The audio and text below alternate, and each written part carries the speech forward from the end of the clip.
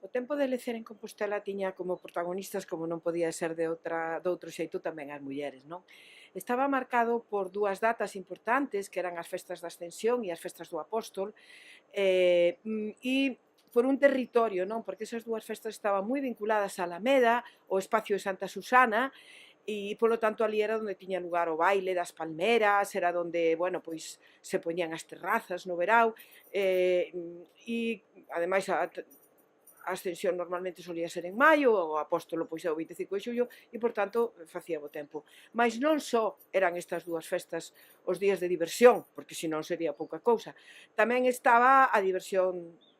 acotío, a diversión de todos os días, que estaban vinculados aos paseos, que se facían tamén pola Alameda e pola Rúa do Vilar,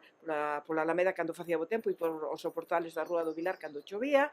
e tamén a propia feira de Santa Susana, esa vinculación de lecer e traballo que a propia feira semanal de Santa Susana, o mercado, pois marcaba, non? E logo estaban os espacios das sociedades, porque evidentemente, igual que nos espacios de paseo había clases e polo tanto o paseo central estaba reservado á burguesía e as clases altas e os laterais á xente de traballo,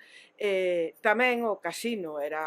a festa da burguesía, o mercantil, no mercantil era a festa da xente máis traballadora, artesanos, etc., os oficios, e polo tanto, bueno, pois todos eses espacios, xunto con outros espacios privados, como o Café Español, o Kikibar, o Royalty, bueno, pois configuraban a vida a cotián, que eu coido que está moi ben plasmada na memoria das mulleres, mas tamén na fotografía. A fotografía tamén é un elemento imprescindible para falar destas festas. E é verdade que tamén había un componente territorial, é dicir,